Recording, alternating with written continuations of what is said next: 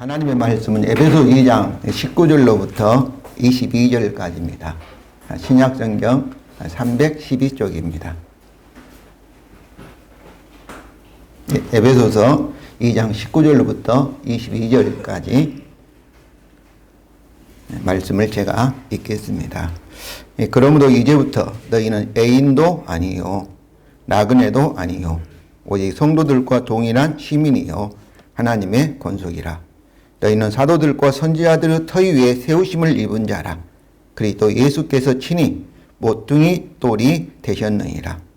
그 안에서 그물마다 서로 연결하여 주 안에서 성전이 되어가고 너희도 성령 안에서 하나님이 거하실 초소가 되기 위하여 그리스도 예수 안에서 함께 지어져 가느니라. 아멘. 엊그제가 6.25 이렇게 동란이었습니다. 6.25 전쟁 시에 흥남철수 작전에서 미국인 레너드 나루 선장이라는 분이 정원 60명이 탄 화물선을 가지고 거의 14,000여 명의 피난민을 구하는 일이 있었습니다. 항해 중에 태어난 신생아 5명을 포함하여서 동해바다를 건너서 부산을 지나 경남 이렇게 거제도에 크리스마스 날 12월 50년 1950년 12월 25일에 무사히 도착을 했습니다. 정말로 라루 선장은 크리스마스 기적이라고 여겨지는 대단한 일을 한 것입니다. 그럼에도 불구하고 성도 여러분, 천주교회가 라루 선장을 성인으로 추대하는 것이 옳은 일입니까? 결코 아닙니다. 왜냐하면 우리가 알고 있는 복음의 진리 때문입니다.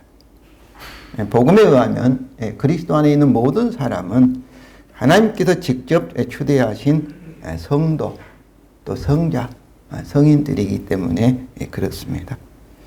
여기서 이 성자는 거룩할 성자죠. 이게 거룩한 자, 이렇게 거룩한 자 그런 의미입니다. 그러니까 제가 이게 이미 이렇게 성인 제가 여러분에게 설교하고 있고 여러분도 이렇게 좀 성인이고 그러니까 우리 모두 그리스도 안에서 거룩한 자라는 것이죠. 우리가 이 거룩한 자라는 것은 나루 선장처럼 뭐 참으로 좋은 일을 하는 그런 의미도 들어있지만은 그러나 거룩이라는 것은 구별되었다 그런 의미입니다. 우리가 하나님께 구별된 자다. 하나님께 속한 자다.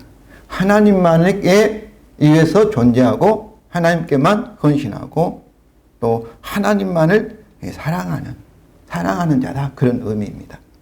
이런 거룩하다는 의미는 결혼한 부부 사이에서도 해당되는 말입니다.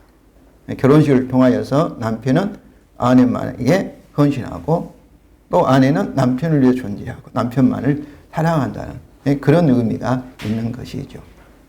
그래서 우리나라에서는 뭐 이렇게 뭐 버스나 공공 장소에서 서로 이렇게 남녀가 키스를 하면은 이상하게 생각되지만은 그러나 우리가 영화를 보면은 어떻습니까? 많은 사람이 있는데도 불구하고 그냥 남자와 여자가 이렇게 서로 사랑하는 사이가 키스를 하는 거지요. 근데 그 키스가 뭐냐면은 거룩이라는 의미입니다.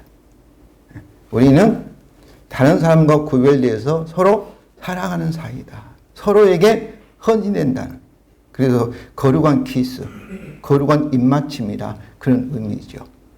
그랬을 때 아마 서양 문화는 성경에 의해서 참으로 그랬을 때 그것을 이상하게 쳐다본다든지 인정하는 거죠. 아, 저 두 사람 사이는 서로 거룩한 사이구나. 서로 다른 사람과 구별되어서 어때요? 서로 이렇게 거룩한 입맞춤을 하는 그런 사이다.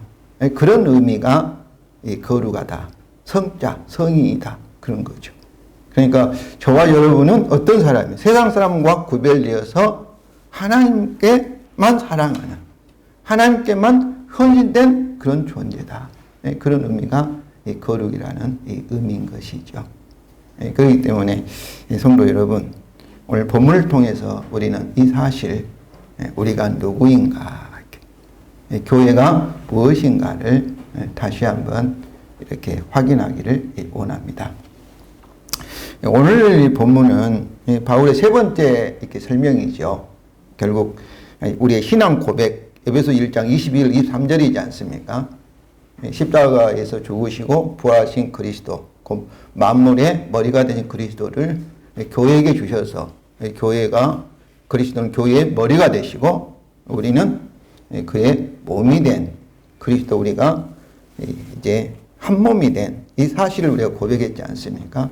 그래서 만물의 주가 되신 그리스도가 우리를 충만케 하시는 그거에 대해서 우리가 신앙을 고백을 하였습니다. 그래서 오늘 본문은 그러므로 시작하여서 바로 에베소 1장 21, 23절 우리의 신앙 고백으로 연결되고, 고백의 첫 번째 설명인 에베소 2장 1절부터 10절, 그리고 두 번째 설명인 11절부터 18절과 이렇게 연결됩니다. 우리 에베소 2장 1절 10절에는 한마디로 말하면 우리는 어땠어요? 하나님의 은혜로 인하여 구원을 받았다. 은혜라는 것은 조건 없잖아요. 우리가 죄인임에도 불구하고, 하나님과 원수됨에도 불구하고, 우리가 하나님으로부터 심판 받아서 마귀를 쫓아다니는 마귀의 죄와 마귀의 종이 되었음에도 불구하고 하나님께서 우리 조건 없는 사랑으로, 자비하심으로, 긍휼로, 한마디로 말하면 은혜로 우리를 이렇게 구원하셨다, 이 말씀입니다. 그리고 2장 11절부터 18절은 어떤 말씀이에요? 2장 1절 10절은 하나님의 복음, 하나님의 은혜에 대해서 중심으로 생각했지만은 2장 11절부터 18절은 뭐예요? 예수 그리스도의 피로, 이렇게 십자가의 대속으로 이렇게 저와 여러분이 구원을 받게 되었다. 이렇게. 그러니까 이방인과 유대인들도 그리스도 십자가의 죽으심을 통해서 완전히 하나된 새로운 제3의 종족으로 창조되었고, 유대인과 이방인 죄인들이 우리가 하나님과 성령 안에서, 이렇게 그리스도 안에서 화목하게 되었다, 이렇게 말씀합니다. 그러니까 하나님의 은혜는 곧 뭐예요? 예수님 십자가를 통해서 하나님 은혜가 가장 강력하게 나타난 것이죠. 그래서 하나님 은혜 하면 뭘 생각해야 되겠어요? 그리스도의 십자가의 죽으심을 우리는 생각을 해야 할 것입니다. 그래서 복음은 은혜의 복음인 거죠. 십자가의 복음은 곧 은혜의 복음이다. 이런 이게 복음에 근거하여서 이제 이방 신자인 우리가 누구이며, 그리고 교회는 무엇인가에 대해서 말씀을 합니다. 우리가 누구입니까? 교회는 무엇입니까? 왜 우리가 누구인가를 이렇게 계속해서 강조하냐 하면은 우리가 누구인지를 알아야 합니다. 그리고 사도 바울은 복음을 가지고 우리가 누구인지를 알려주는 것은 우리가 하나님께서 우리 사람을 구원하신 방법, 그리고 우리를 변화시키는 방법은 예수 그리스도의 십자가 복음을 통하여서 하십니다. 복음을 그게 하나님의 방법이에요. 그리스도를 떠나서 어떤 일어난 영적 현상은 다 성령의 역사가 아니고 마귀의 역사입니다. 그럴 수밖에 없어요. 이제 설교를 통해서 여러분들에게 그럴 수밖에 없는 이유를 제가 설명을 드리겠습니다. 근데 이 복음을, 그러면 우리가 해야 할 일은 뭐겠어요? 복음을 듣고, 저와 여러분이 해야 할 일은 복음을 듣고, 그리고 그것을 11절에 있는 말씀처럼 생각을 하는 것입니다. 저는 복음을 생각하면 반드시 성령께서 깨닫게 해주셔요. 지혜와 계시를 통해서 깨닫게 해주시면 그때 제 생각이 어떻습니까? 변화되고 그것을 믿게 됩니다. 그러면 복음을 믿는 자에는 뭐가 나타납니까? 구원하시는, 현재 구원하시는 하나님의 능력이 우리에게 나타나게 돼 있어요. 그러니까 저와 여러분이 해야 할 일은 다른 거 아니에요. 생각이 바뀌어야 돼요. 생각이, 마음이 바뀌어야 돼요. 마음이 변화되는 것은 뭐냐면 이것이 회개예요. 내 생각이 바뀌는, 내 마음이 근본적으로 바뀌는 거예요. 하나님이 우리 명령하니까 무조건 아무 생각 없이 그걸 막 지킨다. 지킬 수가 없어요. 내 생각이 바뀌어야 돼요. 생각이 바뀌는 방법이 뭐예요? 하나님은 복음을 사용하셔요. 그때 우리가 복음을 듣고 복음을 가까이 있고 복음을 생각하면은 성령이 역사하게 돼 있어요. 그래서 제가 기도를 드릴 때도 복음을 가지고 기도하라는 거예요. 복음은 하나님의 약속이잖아요. 특별히 예수 십자가의 사건의 죽음의 근거에서 우리에게 생명과 복을 주시겠다는 약속이잖아요. 이걸 가지고 믿음으로 기도하면 어떻겠어요? 기도 응답되겠어요? 안 되겠어요? 될 수밖에 없는 거죠. 그러니까 하나님은 약속한 것을 우리에게 기도하라 하시고 약속하신 걸 주신 것이고 그 약속의 근거에서 하나님은 우리에게 명령하시고 그리고 기도하라 해서 명령하시는 것을 주시는 하나님이세요. 우리가 해야 할 일은 복음을 듣고 그걸 가지고 생각하는 것입니다. 그러면 저는 제가 이렇게 성경도 그렇게 돼 있고 제 개인적인 체험을 통해서도 제가 이렇게 경험한 것은 성령이 역사하게 돼 있어요. 성령이 오셔서 하신 일은 그리스도의 복음을 우리에게 증거하기 위해서 오셨으니까. 그러면 우리 생각이 바뀌어요. 깨달음이 생기고 세상을 보는 눈이 바뀌고 이거 얘기해요. 입으로 잘못했습니다. 이것도 회개지만은 그러면 입으로도 주님께 고백하는 거죠. 기도 중에 내 생각이 바뀌는 것, 마음이 변화되는 것. 그러면 복음을 믿게 되고 믿으면 반드시 하나님께서 구원하시는 능력이 변화가 여러분에게 체험하게 될 거예요. 체험하게 될 겁니다. 이 사도 바울은 19절에서 정치적인 이미지를 사용하고 그 다음에 가족, 식구의 이미지를 사용하여서 대답을 합니다. 그러므로 이제부터 너희는 애인이랑 애국인도 아니다. 그 말이에요. 애국인도 아니요. 그리고 나그네는 손님도 아니요. 우리 성도들과 동일한 시민이요. 시민은 천국의 국적을 가진 시민권자다. 그런 의미죠. 하나님의 권속이라는 것은 뭐예요? 하나님의 가족이다. 하나님의 자녀다. 이런 의미입니다. 그래서 13절에 그리스도 피로, 그리스도 십자가의 복음으로 이제부터 우리는 애국인도 아니고 성도들과 동일한 시민들이다. 이게 정치적으로 국적이 없는, 자격 없는 그런 애국인들이 아니라 우리는 다른 모든 성도들과 신자들과 동일한 뭐예요? 하나님 나라의 백성이다. 천국의 시민권자다. 그런 말씀입니다. 여기서 이 성도라는 이미 설명했죠. 성도라는 것은 거룩한 자, 하나님께 바쳐진 자, 하나님을 위해서 존재한 자. 한마디로 말하면 그리스도와 결혼한 자, 연합한 자 그런 의미입니다. 그리스도만을 사랑하고 그리스도만을 위해서 헌신된 자 그런 의미예요. 그래서 우리는 성자요, 성이요, 성도입니다. 이것이 교회의 속성 중에 하나인 교회의 거룩성이죠. 우리가 거룩한 공예라 했는데 거룩한 세상과 구별되었다. 우리는 세상 사람과 달리 하나님을 위해서 존재한 자다. 한마디로 말하면 그리스도인이다. 그런 말씀이에요. 그리스도에 속한 자, 그리스도에게 결혼해서 그리스도만을 사랑하는 이렇게 그런 자, 거룩한 그리스도와 입맞춤을 할 수 있는 자다. 그런 뜻이에요. 거룩한 사랑하는 거예요. 독점적인 사랑, 언약적인 사랑, 이걸 말하는 거예요. 또한 우리는 더 이상 이제 나그네, 손님이 아니라 하나님의 권속이다. 하나님의 가족이다. 하나님이 우리 아버지이시고 저와 여러분은 하나님의 자녀다. 그런 의미입니다. 그리고 바울은 이제 이 복음으로 새롭게 창조된 교회에 대하여 우리에 대하여 건물과 성전의 건축 이미지를 사용하여서 대답합니다. 20절, 22절, 20절, 22절이죠. 먼저 20절입니다. 너희는 사도들과 선지자의 터 위에 세우심을 입은 자다. 그리스도 예수께 친히 모퉁이 돌이 되셨느니라. 터라는 이건 뭐 기초지 않아요. 돌을 가지고 건축하는 그런 이미지를 가지고 이제 우리가 교회가 누구인지를 무엇인지를 설명합니다. 첫째로 20절 전반절에서 이 교회는 사도들과 선지자들의 터 위에 세우심을 입은 것이다. 여기 세우심을 입었다는 것은 여기 세우심을 입다는 것은 어때요?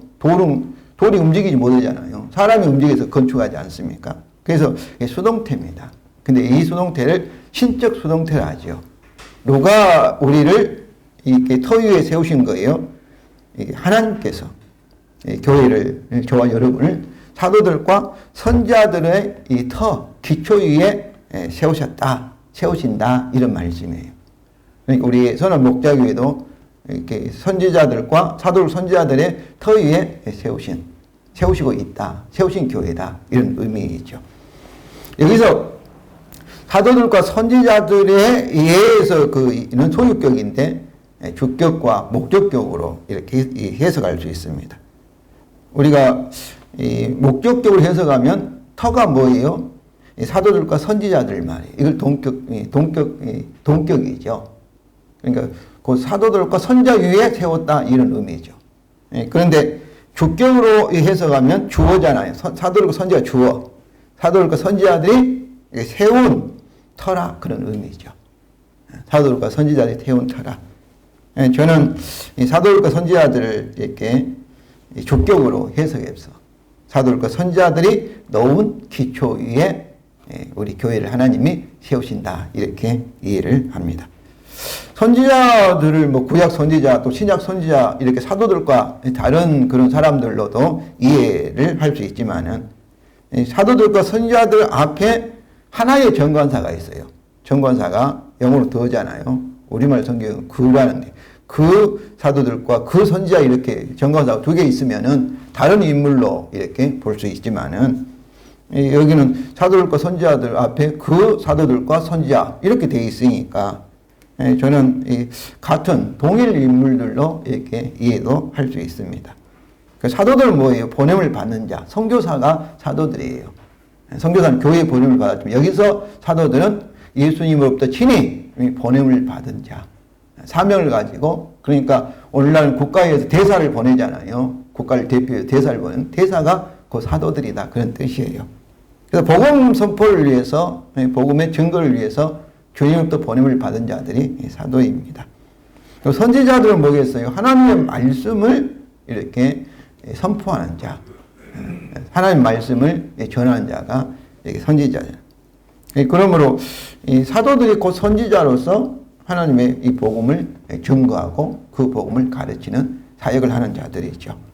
그래서 여기서 사도들이라 해서 교회 4대 속성 중에 하나인 교회의 사도성이다. 교회는 사도들의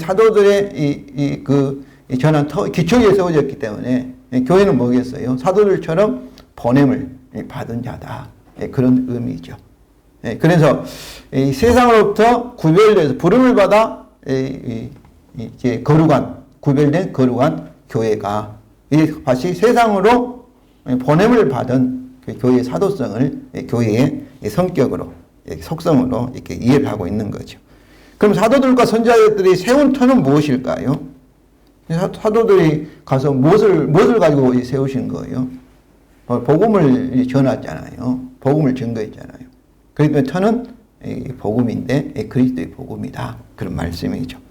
그래서 마태복음 16장 18절에 베드로에게 너는 베드로라 내가 이 반석 위에 내 기후를 세우리라 했을 때 이 반석을 천주교는 베드로라고 생각하는 거죠. 그런데 우리는 베드로가 이렇게 고백한 주는 그리스도시요 하나님 아들이라는 신앙의 고백의 내용으로 우리는 이해를 하고 있습니다. 그래서 베드로 고백은 뭐 그리스도에 대한 고백이잖아요. 그래서 사도들과 선지자들이 세운 터는 그들이 전하고 가르친 복음의 내용, 다시 말하면 그리스도라는 거죠. 그래서 고린도서 3장 9절부터 11절입니다. 우리는 하나님의 동역자여 너희는 하나님의 밭이 하나님의 집이니라. 내게 주신 하나님의 은혜를 따라 내가 지혜로운 건축자와 같이 터를 닦아두매 다른 이가 그 위에 세우나 그러나 각각 어떻게 그 위에 세울까를 조심할지니라. 이 닦아둔 것 외에 능히 다른 터를 닦아줄 자가 없으니 이 터는 곧 예수 그리스도시니라. 사도가 우리 건축자처럼 그 기초석을 예수 그리스도라는 기초석을 다시 말하는 복음을 먼저 전했다. 그리고 교회를 그 복음 위에 그리스도 위에 교회를 세우셨다. 이런 말씀이죠. 그렇습니다. 그리스도의 교회가 세워질 다른 터는 없습니다. 만약에 다른 터가 있다면 뭐겠어요? 그것은 이단일 것입니다. 우리는 그리스도에게 세워졌기 때문에 정말 우리가 교회가 그리스도라는 터 위에 복음이라는 기초 위에 세워져 있는가 없는가를 우리가 어떻게 해야 되겠어요? 항상 살펴보아야만 할 것입니다. 우리가 어떤 사람이 우리가 어떤 그리스도 터가 아니고 중요한 교리가 아닌 다른 교리에서 우리가 조금 다르게 말한다 해도 그것을 우리가 이단이라 하지 않습니다. 뭐 순복음교회도 있고, 뭐 장로교회도 있고, 뭐 감리교회도 있고 막 그러잖아요. 뭐 침례교회는 물 속에 들어가는 세례를 주장하고 우리는 물 위에 이렇게 뿌리는 세례를 주장해도 그것 때문에 서로 이단이라 하지 않아요. 그러나 이 틀을 흔들어 버리면 그거는 그리스도를 부인하니까 그는 기독교가 그리스도가 아니어서 우리가 그들을 이단이라 이렇게 우리가 부르는 겁니다. 무조건 우리가 다르다 해서 무조건 이단이다 이렇게 말할 수는 없는 거예요. 이 터가 같으면 우리가 다른 부분에서 우리가 틀려도 서로 달라도 우리가 그는 그리스도에게 속한 자다. 그리스도이다. 이렇게 우리가 인정을 하는 것이죠. 두 번째로 이 교회는 그리스도 예수께서 친히 모퉁이돌이 되신 것이다 하고 20절 하반절에 말합니다. 20절 하반절에 그리스도 예수께서 친히 모퉁이돌이 되셨느니라. 이 모퉁이돌을 어떻게 이해할 해석을 해야 되는가? 모퉁이돌은 건축에서 첫 번째 돌로 건물의 기초돌로 이해될 수 있습니다. 기초석으로 이해될 수 있습니다. 모든 건물의 기초가 되는 하나의 모델이 되는 기준이 되는 그런 돌로도 이해될 수 있습니다. 이사야서 28장 16절입니다. 그러면 주 예수께서 이같이 이르시되 보라 내가 한 돌을 시온에 두어 기초를 삼았노니 곧 시험한 돌이요 귀하고 견고한 기초돌이라. 그것을 믿는 이는 다급하게 되지 아니하노라. 신천지가 이 말씀을 가지고 자기들이 막 비유를 깨달았다 이렇게 주장하는데 이것이 예수 그리스도께서 십자가의 죽음을 통해서 우리의 구원의 기초라는 것을 우리가 모두 다 알고 있지 않습니까? 또한 이렇게 기초돌로도 이해될 수 있지만 모퉁이돌은 건축에서 마지막 번째 돌로 건물의 머릿돌로 또 이해될 수가 있습니다. 우리가 건축을 하면 우리나라는 이렇게 바로 정문 앞 옆에다 뭐 몇월 며칠 날 누가 준공했다 그래가지고 그 머릿돌 박지 않습니까? 서양에서는 우리는 보통 밑에 바로 입구에다 하는데 서양에는 가장 정문 위에다가 이렇게 머릿돌을 이렇게 놓는다고 그래요. 머릿돌을 놓는 것처럼. 그래서 시편 118편 22절과 23절입니다. 건축자가 버린 돌이 집 모퉁이의 머릿돌이 되었나니 이는 여호와께서 행하신 것이요 우리 이름의 귀양 바로다. 집 모퉁이의 머릿돌이라는 것은 머릿돌이 되었다. 그런 말씀이죠. 이것은 십자가에서 죽음을 당하여서 버림을 받은 예수님께서 그리스도를 하나님께서 어땠다는 거예요. 교회의 만물의 주가 되게 하시고 교회의 머리가 되게 하셨다는 것을 이렇게 상징하는 거죠. 이와 같이 우리가 이 모퉁이돌을 기초석으로 또 이렇게 머릿돌로 또 이 돌로 이해될 수 있는데 기초돌로 이해하는 건 뭐겠습니까? 20절 전반부에 있는 사도들과 선지자들이 세운 터와 중복되는 의미이기 때문에 저는 머릿돌을 모퉁이돌을 건물의 머릿돌로 이해하고자 합니다. 이것은 그리스도가 교회의 주가 되시고 교회의 머리가 되셨다는 그런 의미입니다. 그러면 저와 여러분은 누구입니까? 저는 교회는 사도들과 선지자들이 전한 복음, 그리스도를 기초로 하고 있는 것이고 또 친히 그리스도가 우리를 십자가에 죽으시고 부활하시고 하나님 보좌 우편에 앉으신 그리스도가 우리의 머릿돌이 되는 주가 되는 그런 존재입니다. 그래서 이거를 다른 말로 말하면 골로새 2장 6절부터 7절이죠. 그러면 너희가 그리스도 예수를 뭐로 받았어요? 주로 받았으니 그 안에서 행하라. 그 안에서 살라. 다시 말하면 그 안에 뿌리를 박음이 아니다. 뿌리를 박히며 뿌리를 세움을 받아 교훈을 받은 대로 믿음에 굳게 서서 세워져서 감사함을 넘치게 하라. 그러니까 그리스도 예수를 주로 받았다. 이것은 복음이 뭐예요? 예수라는 사람이 저와 여러분의 주가 되신 사건이 그 복음입니다. 우리는 자꾸 복음을 예수님을 나를 위해 죽으셨다 하고 거기서 끝나버려요. 부활 성취한 하나님 보좌 우편에 앉으심에 대한 해석을 안 해요. 바로 십자가를 통해서 죽음을 당해서 버림을 받은 도를 하나님은 어떻게 하죠? 부활과 성취한 하나님 보좌 우편에 앉으심을 통해서 뭐가 되게 하셨어요? 머릿돌이 되게 하셨어요. 주가 되게 하신 사건이에요. 그러니까 우리가 복음 믿는다는 거예요. 예수님이 나의 주가 되셨다. 십자가를 통해서 내 죄를 사하시고 그리고 나를 새로운 존재로 창조하셔서 만들어서 구원하셔서 우리는 주의 것, 주의 소유가 되었다. 다른 말로 말하면 성인이 되고 성자가 되고 예수에게 속한 예수의 소유가 된 거룩한 자가 되었다. 그런 의미죠. 그러면 우리 어떻게 해야 되겠어요? 예수님이 우리 주가 되었으니까 이제 그 안에서 살아라 그 말이죠. 그 안에서 행하라. 다시 말하면 그 예수에게 뿌리가 내리고 예수에게 세워져서 살라. 그러니까 스스로 살지 말라 이 말입니다. 한마디로 말하면 그리스도에게 속했으니 예수님이 네 주가 되었으니 주님을 의지해서 살라. 이것이 그 믿음으로 살라. 이렇게 스스로 내 스스로 살지 않고 주의 것으로 사니까 어떻습니까? 감사잖아요. 저 여러분이 주님을 살 수 있으니까. 그러니까 감사함이 넘치게 하라. 이렇게 말씀을 하는 것입니다. 한마디로 말하면 우리 교회는 그리스도가 없이는 존재할 수도 없고 또 그리스도에 의하지 않고는 살아갈 수가 없는 것입니다. 이것이 믿음이에요. 이것이 믿음으로 사는 거예요. 그러므로 교회는 스스로 살지 말고 그리스도에 살아라. 다시 말하면 오직 그리스도만을 의지해서 살라. 믿음과 감사로 살라. 이런 말씀입니다. 그러니까 저 여러분은 그리스도에 속한 자다. 이렇게 그리스도와 연합한 자다. 그리스도와 결혼한 자다. 그런 말씀이죠. 바울은 다시 교회를 그리스도 안에서 하나님의 성전으로 되어가는 건축되어가는 과정으로 설명합니다. 21절과 22절이요. 그 안에서 건물마다 서로 연결되어 주 안에 성전이 되어가고 연결되어가고 그 성전이 되어가고 너희도 성령 안에서 하나님이 거하실 처소가 되기 위하여 그리스도 예수 안에 함께 지어져 가능이다. 그러니까 건축 중이다 그 말이죠. 교회는 누구의 건축 중이에요? 성부와 성자와 성령 하나님의 공사 중이다. 공사 중이다. 뭐로? 하나님의 성전으로 되어가는. 성전이 뭐예요? 하나님의 집이죠. 하나님이 거하실 초소, 장소, 거룩한 장소로 이렇게 되어져 가는 뭐예요? 지금 현재 공사 중이다. 이런 말씀입니다. 그리고 세 번째로 이 교회는 그리스도 안에서 하나가 되기 위하여 서로 연결되어 가고 있는 중이다. 우리말 성경에는 이렇게 그 모든 말이 없어요.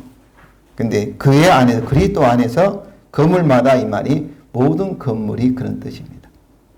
모든 건물들이 아니라 모든 건물이 서로 연결되어 가고 그런 뜻이에요. 그러니까 교회는 하나예요, 하나. 왜냐하면 예수님이 한 분이잖아요. 머리가 하나고 예수의 몸이면 어떠세요? 교회는 이 그리스도의 몸인데 이 그리스도 몸이 여러 몸이 없지 않습니까? 다 하나의 몸이죠. 그러니까 우리가 선한 목자교회라고 이렇게 이름 지었지만 실제로 보면 그리스도 안에서 바로 그리스도의 몸인 교회에 속한 거죠. 그래서 여기서 말하는 교회는 우주적인 교회죠. 눈에 보이지 않는 하나된 교회. 그래서 우리가 뭐 개척한다, 뭐 따로 교회를 세운다 이렇게 생각하는데 그건 잘못된 생각이죠. 하나된 교회를 우리가 연장한다, 확장한다 그러면 되죠. 그래서 천주교회는 이렇게 개척한다 이런 말을 안 씁니다. 그거는 하나된 교회를 늘린다, 익스텐션, 연장한다 이런 의미를 쓰는 거죠.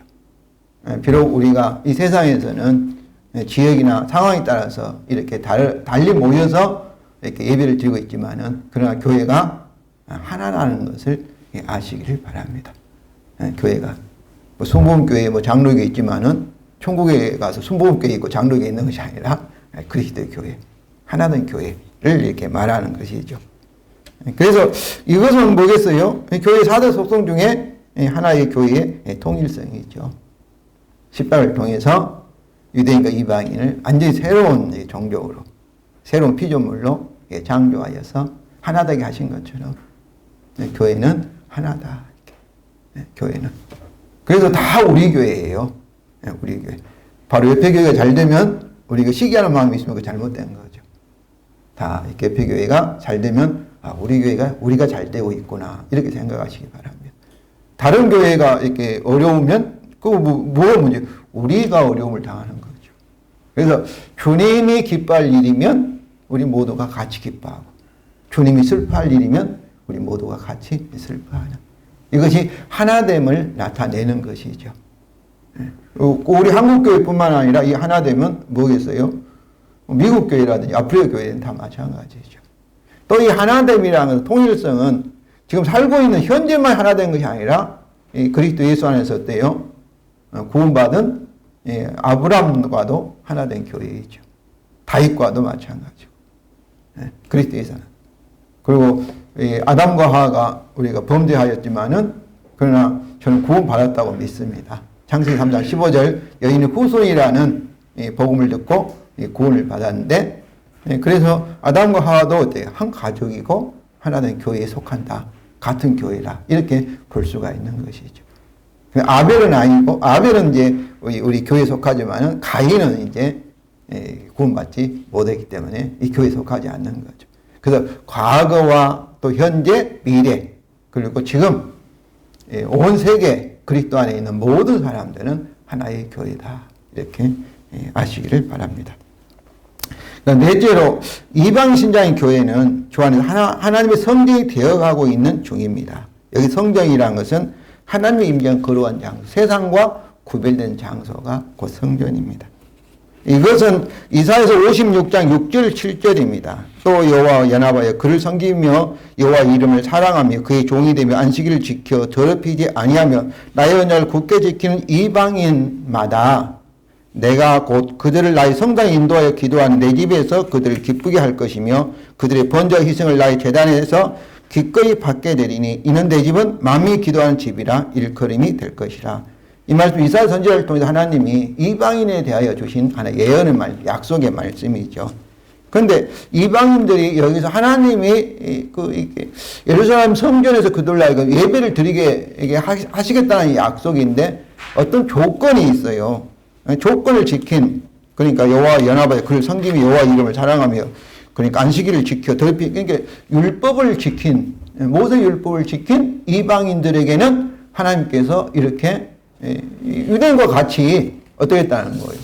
문자적으로 예루살렘 성전에서 그들로 하여금 예배를 드릴 수 있는 그 특권을 주시겠다 이런 약속이잖아요. 그런데 성도 여러분 이것을 문자적으로 이해해야 될까요? 문자적으로 우리가 이해한다면은 이 율법을 지킬 수 있는 이방인들이 있겠습니까? 아무도 없죠. 이 말씀을 이스라엘 선지자를 통해 하나님이 지킬 수도 없는 이런 헛된 약속, 예언을 하게 하셨을까요? 이 모세 율법은 유대인들조차도 지킬 수 있는 유대인들이 아무도 없습니다. 그러나 한 사람 유대인만을 제하고 그 한 사람이 예수 그리스도신 거죠.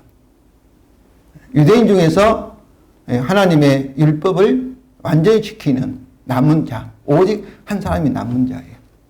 나머지 유대인들은 다 떨어져 나갔습니다. 율법을 지키지 못했으니까. 다 죄인이 되어 이방인과 동일하게 죄인이 되어버린 것이죠. 그런데 오직 하나의 남은 자, 신실한 자이신 유대이신 예수 그리스도가 어떻습니까? 십자가에 죽기까지 어떻습니까? 모세 율법을 그리고 아담이 범한 이 창조 언약, 행위 언약을 완전하게 다 이루셨습니다. 여러분 믿습니까? 이 사실이 중요한 거예요, 여러분.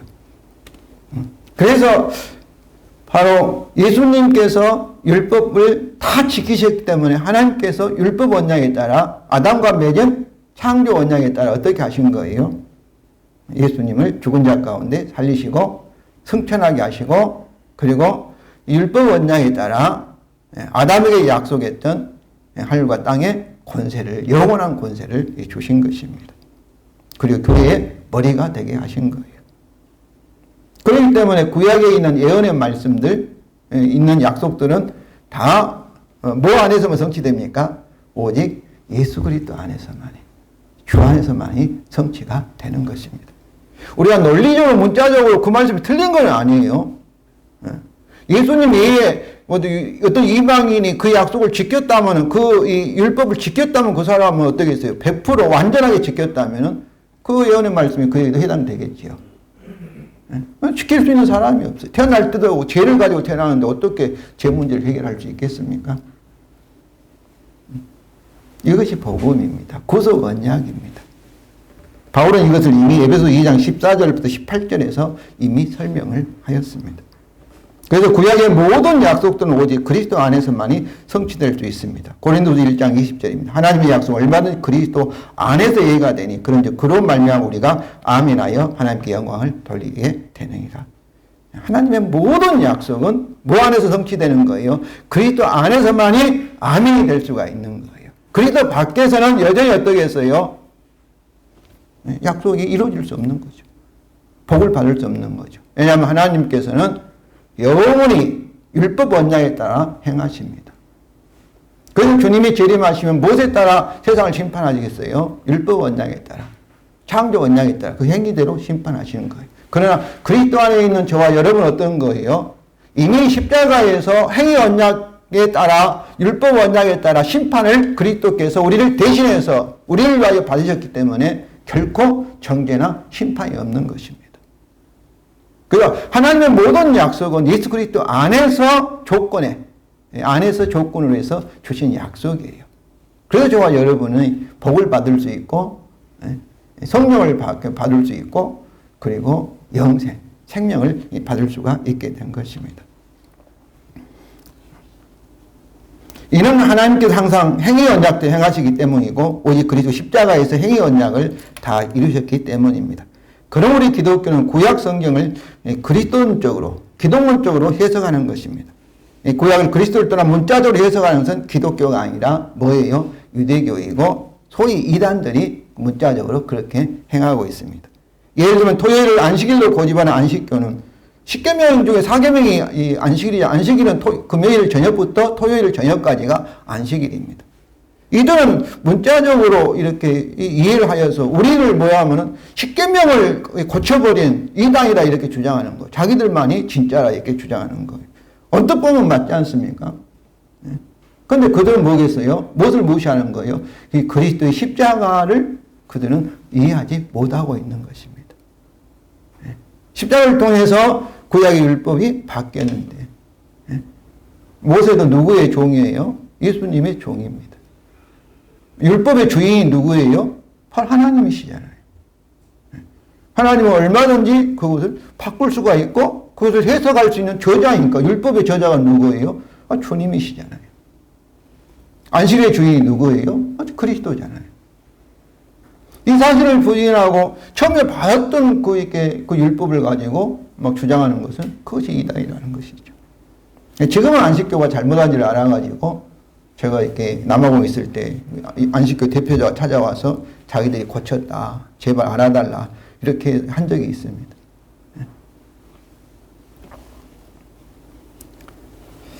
성도 여러분, 이렇게 제가 길게 설명하는 이유는 성도님들이 성경을 하나님 말씀으로 존중하여서 문자적으로 이해하는 것을 선호하기 때문에 그렇습니다. 마치 그것을 그리스도를 나타내는 그림자로 상징적으로 해석하면 마치 믿지 못해서 그런 것처럼 그렇게 성도님들이 생각을 하시고 싫어하시고 문자적인 것을 이렇게 좋아하셔요. 그러나 모든 성경은 그리스도에 의해 그리스도를 위해 그리스도에 대한 하나님의 말씀이라는 것을 항상 기억하시기 바랍니다. 그렇습니다. 교회는 오직 주 안에서 거룩한 성전으로 성숙되어 가고 있는 종입니다. 여기서 중요한 건 그리스도 안에서 교회가 서로 연결되어 가고 통일성이죠. 주 안에서 교회가 거룩한 성전으로 성숙되어 가고 있는 교회 거룩성의 문제입니다. 이는 교회가 하나님의 건축 중에 있기 때문입니다. 이것은 우리의 성화 문제 그리고 교회의 성숙의 문제입니다. 누가 이 교회를 우리를 건축 중이십니까? 삼위일체 하나님께서 하십니다. 그러므로 우리가 교회에서 하나님께서 건축하시는 증거가 나타나야 합니다. 그렇지 못하면 그 교회는 병든 교회이며 하나님의 건축을 방해하는 교회일 것입니다. 죽어 있으면 성장하지 못하죠. 싹이 나지 못하죠. 그러나 가지가 살아있는 가지한테 반드시 봄이 되면 싹이 나고 잎이 나고 꽃이 피고 열매를 맺히게 되는 것이죠. 사랑하는 성도 여러분, 우리 현실에 얼마나 주님의 교회가 분열되고 서로 싸우며 경쟁하고 있습니까? 하나님께 우리를 서로 연결되게 하시려고 건축 중에 계십니다. 다 이게 싸우는 교회에 다 명분을 내죠. 우리가 옳다, 우리는 바른 일을 한다 이렇게 명분을 내시면서 교단을 가르고 교회를 가르지만은 그리스도 안 서로 싸우고 분열하는 것은 그리스도의 화평의 복음을 부인하는 것이며 하나님의 건축을 방해하는 것입니다. 또한 하나님께서 우리를 거룩한 성전으로 성소가 건축 중에 있습니다. 우리가 거룩한 성소의 증거를 나타내지 못하는 것도 하나님의 이 건축을 방해하는 것입니다. 그러므로 서로 연결돼 하나가 되어가고 거룩한 성소의 증거를 나타내시기 바랍니다. 바울은 교회에 대한 21절 일반적인 말씀을 우리에게 직접 적용하면 22절이다. 너희 성령 안에서 하나님의 거룩한 처소가 되기 위하여 그리스도 예수 안에서 함께 지어져 가느니라. 22절은 21절의 거의 반복입니다. 성전이 되어가고 그럴 처소가 됩니다. 성전이지 않습니까? 함께 지어져가는 것은 올해 모든 건물이 함께 연결되어가고 말씀이죠. 이와 같이 22절도 바울은 교회는 하나님 건축 중의 사실을 강조합니다. 그렇습니다. 교회는 하나님의 공사 중에 있습니다. 이미 말씀드린 것처럼 성도 여러분, 그러면 생각하라고 바울은 11절에서 권면하였습니다.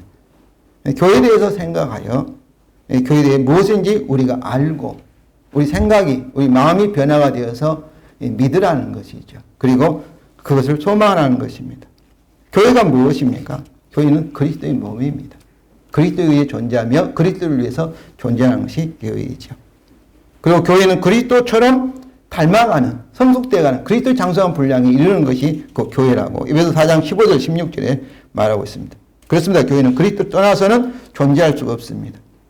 그러므로 성도 여러분, 항상 우리가 어때야 되겠어요? 그리스도를 의지하고 그 다음에 중요한 것이 그리스도를 소망하는 것입니다.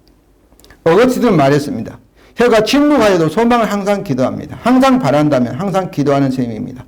자면서도 기도할 수 있을까요? 그렇습니다.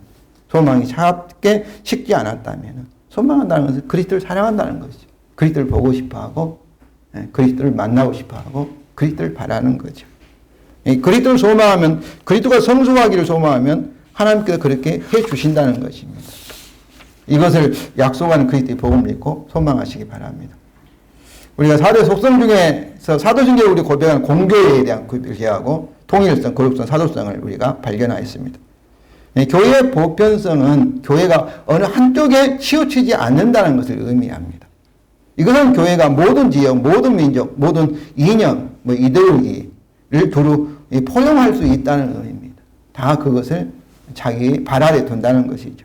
우리가 교회 안에서 좌파네 우파네 하며 서로 싸우는 것은 교회의 보편성을 무시하는 것입니다. 세상의 어떤 정치자도 어떤 이념도 우리 주님의 발 아래에 있습니다. 발 아래에 있어요. 그것들은 주님의 장기판의 졸과 같습니다. 주님의 도구에 불과한 거예요. 누가 대통령이 되면 어떻습니까? 내가 선호하는 사람이 있을 수 있어요. 내가 투표할 수 있는 사람이 있어요. 그것이 그 상대적인 거예요. 예수님이 주님이라는 것이 절대적인 거예요. 비교할 수 절대적인 거예요. 그것 때문에 이 교회가 흔들린다는데 그것 때문에 서로 싸운다는데 이렇게 하는 것은 참으로 문제가 있는 것이죠. 이러한 교회의 보편성의 근거는 그리스도의 모든 사람, 즉 이방인과 유대인들에게 평화의 복음을 전하되었고 교회 안에서는 차별이 없다는 거예요. 이제부터는 교회에 대해 생각할 때 거룩성, 보편성, 통일성 그리고 사도성에 근거하여 교회를 평가하시기 바랍니다. 그럼 우리는 누구입니까? 우리가 교회입니다. 교회당이 교회가 아니라 우리가 교회입니다. 교회당이 성전이 아니라 우리가 성령 안에서 우리가 성전입니다. 우리가 주 안에서 성인이요 복인이요 우리는 그리스도 안에 하나님의 나라의 시민권자의 하나님의 아들로서 하나님의 가족입니다. 이것이 그리스도 안에서 우리의 정체성입니다. 현재 우리는 이 세상에서 하나님 공사 중에 있지만은 언젠가는 우리는 그리스도의 장성 분량까지 성숙되어 영광의 구원을 받게 될 것입니다. 이는 우리가 그리스도에 속하는 그리스도이기 때문입니다. 성도 여러분, 항상 그리스도를 믿으며 그를 강하게 소망하시기 바랍니다. 그러면 세상에 그리스도를 증거하는 그러한 열매들이 사랑이 풍성한 여러분에게 맺히게 될 것입니다. 자비하신 주님, 주님이 진정 우리의 사모할 자이심을 제가 말씀을 증거했지만은 주님 앞에 제 부족을 정말로 느낍니다. 성령 하나님께서 우리 성도들에게 정말 예수 그리스도만이 우리가 살아갈 존재이며 사랑할 분인 것을 깨달을 수 있도록 도와주시기 원합니다. 세상이 우리 눈에 화려하게 보인다 할지라도 마지막 순간에는 다 우리가 빈손으로 주님의 손을 붙잡고 갈 수밖에 없는 존재인 것을 깨닫게 하시고 정말로 주님만을 사랑하며 주님에게 헌신하며 이 세상 사람과 구별된 거룩한 성도로서 성자로서 주님과 영원한 이 결혼한 자로서 주여 살아갈 수 있도록 우리 성도들을 도와 주시옵소서. 주님, 제 부족함을 정말로 느낍니다. 무력함을 느낍니다. 제가 그리스도 복음을 우리 성도들에게 전하고 전하지만 우리 성도들이 이것을 깨닫고 그들의 생각이 바뀌고 그들의 마음이 바뀌어서 주님을 사랑하고 주님을 따라가고 주님을 의지하고 주님을 소망하는 우리 성도들로 그런 교회로 나타날 수 있도록 주님 도와주시기 원합니다. 오래도 안 되고 힘써도 안 되는 줄 압니다. 오직 하나님께 성령을 통해 역사하셔야만이 지혜와 계시를 통해 성도들에게 깨닫게 하셔야만이 될 수 있는 것 알기 때문에 아버지 앞에 제 무능을 고백하면서 다만 제가 복음을 우리 성도들에게 반복하기를 원하고 전하고 있사오니 주님 긍휼과 자비를 베풀어 주셔서 깨닫게 하시고 정말 이 놀라운 세계 우리를 구원하시는 이 아름다운 하나님의 복음을 듣게 하시고 믿게 하시고 주님이 주시는 이 복을 저들이 누리며 진정으로 감사하며 아버지 앞에 참으로 예배 드릴 수 있는 우리 귀한 성도들 다 되게 하여 주시옵소서. 몸이 불편한 성도들 또 믿음의 시험 가는 성도들 주여 기억하여 주시고 주여 찾아오셔서 위로하시고 저들의 손을 잡아 일으켜시고 주님을 따라갈 수 있도록 주여 역사하여 주시옵소서.